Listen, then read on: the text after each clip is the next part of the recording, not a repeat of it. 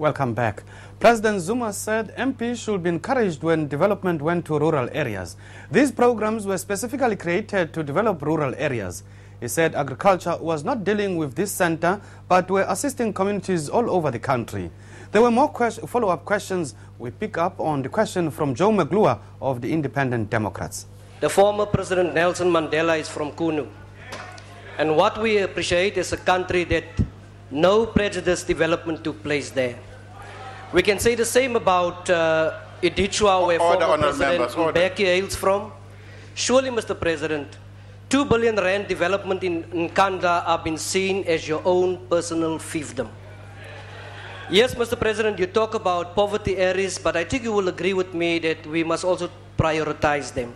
In fact, the Deputy President in this House, when we alerted him about the 70% of households in Mbashi municipality in Eastern Cape that don't have access to water and sanitation, his response to this House was, this is a tragedy.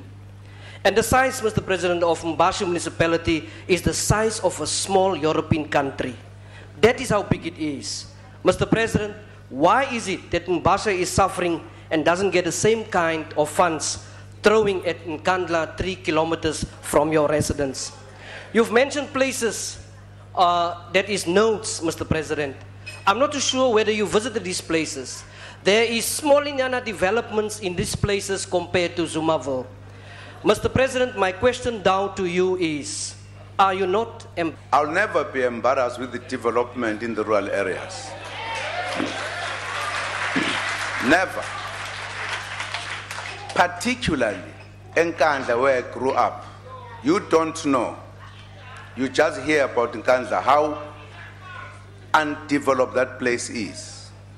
In fact, it surprises me, people who fight development in the rural areas. That surprises me. I've just told you that some of the projects I'm talking about, they are the same size of Nkandla. But I've also told you that, in fact, if you deal with rural development, we have got to start somewhere.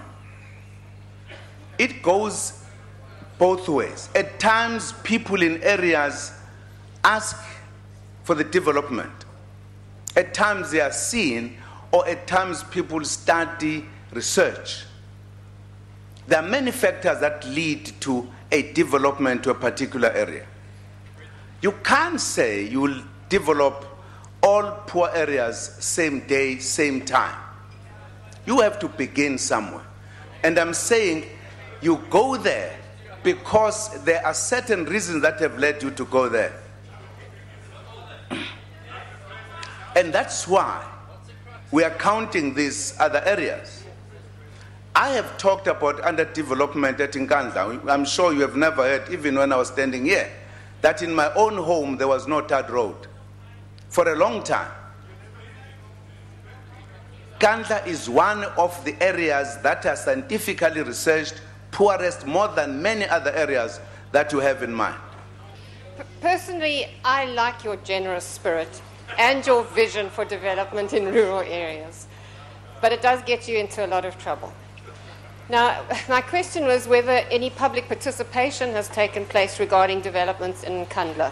And I was going to ask you if you will be rolling out developments on the scale of the Nkandla one, but perhaps, as you've said, that there are things in the planning. How far are those plans to roll out similar developments? And will the South African public have an opportunity to make submissions regarding these plans and these projects? I get into no trouble, my dear. No trouble at all. I don't know why to say I get into trouble. By developing that area doesn't give trouble to me. It makes me feel very proud. Absolutely. So don't change it around. Firstly, I'm talking about the rural development. Its job is to develop rural areas. And I was counting these areas here. And that's what it does. There are different processes in these different areas. As I was trying to help you, even before you answer the question, that there are reasons why they will go to a particular area. If you take this one, we are talking about Nkandla. The community has been involved. They've had meetings. They've made suggestions. In fact, they were the ones who were calling for development. You may not even be aware that there was once, few years ago, a huge imbizo in that area where people raise issues to government. You need development in this area. In a sense, government is responding to people who have said we need development. So there has been participation.